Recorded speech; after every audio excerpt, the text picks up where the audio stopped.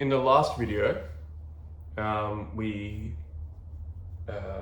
covered basically the major 251, and here I want to cover the minor 251. Okay, so just to refresh your memory, here's a major 251 with a double suspension.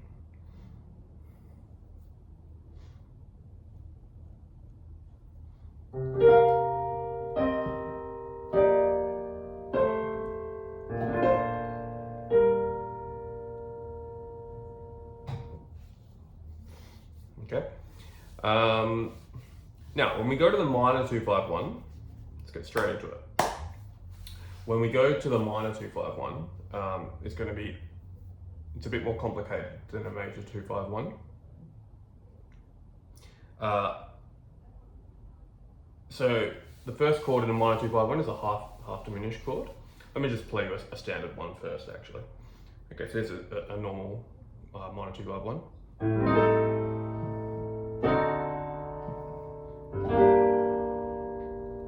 Okay, so it's a 2 minor 7 flat 5 going to a 5 flat 9, okay, 7 flat 9 to a 1 minor 6 or minor 7.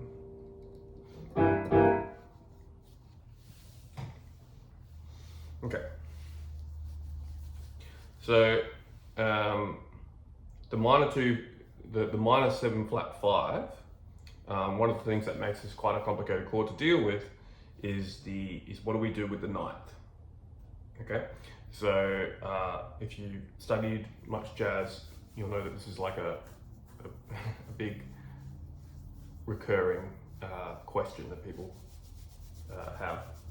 So the ninth in a minor 7 flat 5 is technically a flat 9, at least if we're thinking about that minor 7 flat 5 coming from a major harmony, because it naturally occurs on the 7th degree of the major scale.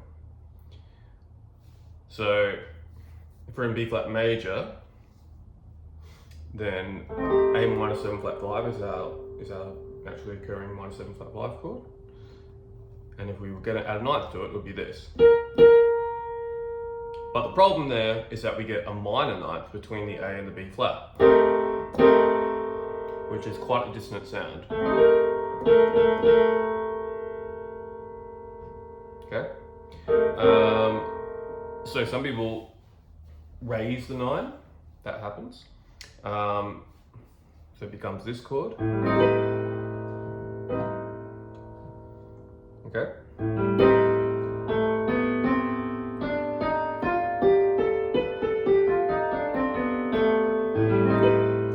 And when you do that, it actually becomes not major harmony, but it actually becomes melodic minor harmony. So that chord is actually from the C ascending melodic minor. Okay.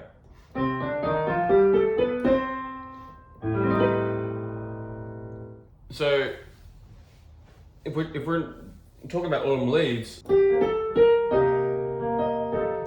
and here's the 1, here's the 4, and here's the minor 7 flat 5. Okay, starting on the 7th degree.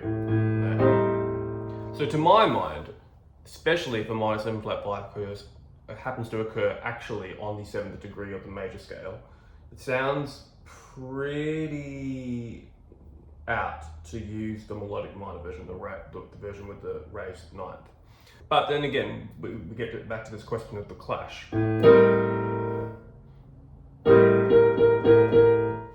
Now, this is why the suspensions can come in super handy, because with this double suspension, we can resolve the clash.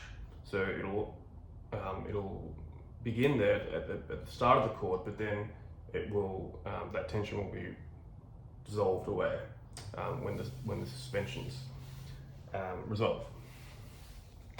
So how we're doing this minor 7 flat 5, it's actually going to be the exact same process as when we did the dominant 7th chord. If you recall, I said for the dominant 7th chord that we're actually going to think of it as really being the minor 7 flat 5, So it's really then a dominant ninth. Okay, go back to the previous video if that's not quite making sense. And so we're still going to think minor 7 flat 5 for the actual minor 7 flat 5. All right, and then we take the same process that we did before. We're going to find the chord, the 7th chord, which is a fifth above of our target chord. Our target chord is A minor 7 flat 5, and the chord which is a fifth above it inside the scale is E flat major 7. Play those two side by side. You can see that they've got the common tone, the G and the G and the E flat, and the A and the C and the B flat and D are of course different, but the B flat and D is a step above the A flat and C, so it can resolve there. Okay. And see how then we get the sound of the real 9, which is the flat 9, but then it resolves. And that, to me, sounds totally fine. Okay, now we're going to go to the 7th chord, and the 7th chord is a dominant 7 flat 9. And just like we did with the 7th chord before in the first video, the real 5 chord of the key, we are actually going to think of it as a ninth as its basis. Okay, so the chord is D dominant 7 flat 9. But we're going to think of our target chord as really being F sharp diminished 7. Okay, and then we want to find two different notes from F sharp diminished 7 to act as suspensions. Okay, and we want this now to be in the key of G minor, or G harmonic minor, I should say. Right?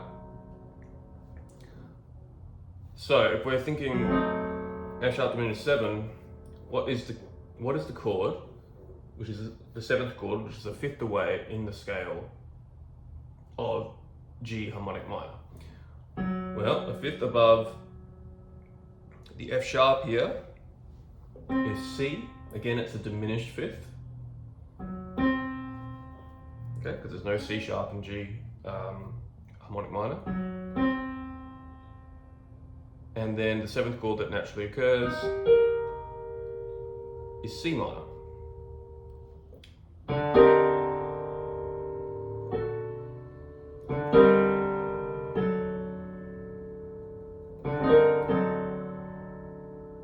Okay, and notice that I'm still doing it in a drop 2, okay?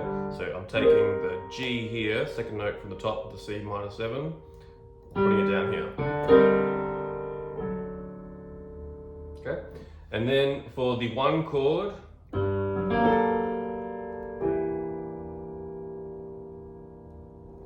again, if you remember, same thing that we did with the 1 chord for a major 2-5-1. We're actually going to think of it as a 6th chord. Well, it really is a 6th chord, but we're then going to change that 6th chord into a 7th chord by finding what it would be if it was a 7th chord. So G minor 6, rearrange the notes, put the E down here, is E minor 7 flat 5. Same chord. Now that we've got E minor 7 flat 5, we go up a fifth in the scale. Fifth above E is B flat. Again, it's a diminished fifth. A lot of those happening for some reason. If we build a chord from B flat, a 7th chord from B flat, we will get this, which is actually a B flat major 7 sharp 5. So we get to the G, we think B flat major 7 sharp 5, and then we resolve the suspension tones. What are the suspension tones? Well, let's have a look. What's common? Well, B flat's common and the D's common, but the E and the G are a step below F sharp and A. So F sharp and A will resolve down to E and G.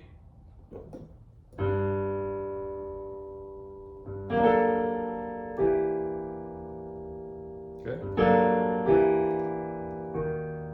And just like before, yeah, I'm going to stick in that little neighbor tone. Like I did in the major video, I'm going to stick in this little chromatic neighbor on the 1 chord. There's also the 4 chord in there. That's the only chord that we haven't covered yet in this first progression in Autumn Leaves. So the 4 major chord, which is the E flat major when you're in the key of B flat major. And the cool thing about the 4 chord is that you can use the exact same suspension that we used on the 1 chord. So on the 1 chord, on the B flat, we're thinking, remember G minor 7 and D minor 7. So D minor 7 drops to G minor 7. Now I'm just going to do the exact same chords over the E flat. And this is really cool because it's easy to think. It's the exact same thing that we play on the 1 chord, but it ups the tension a bit naturally by playing the exact same thing. Because if we're thinking about what scale tones we're actually hitting, when we play the D minor 7 over the 1 chord, we're getting the 9th and the major 7th, and then that's resolving to the 1 and the 6. Okay? Which is not a huge amount of tension. But it sounds very nice because it's subtle with the suspension. But if we play that exact same thing over an E flat bass,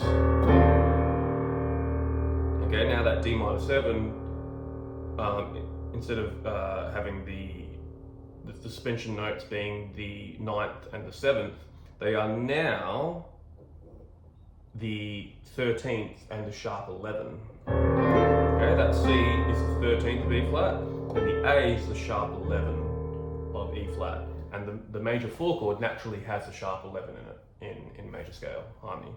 So this is you might say this is pretty pretty sophisticated sound, like a Lydian sound. But on the 4 chord, that's exactly what it should be. So it doesn't sound weird at all.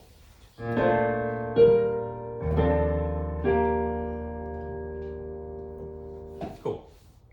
Okay, so now let's play the whole of Autumn Leaves. All right, starting with the major 2/5, with suspensions, of course. Here's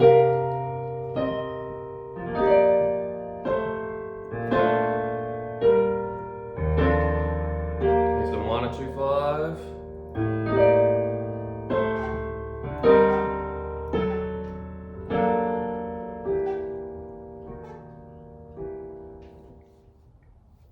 All right, so then, yes, you would try and take that around the cycle, just like you do with the major 2/5 ones.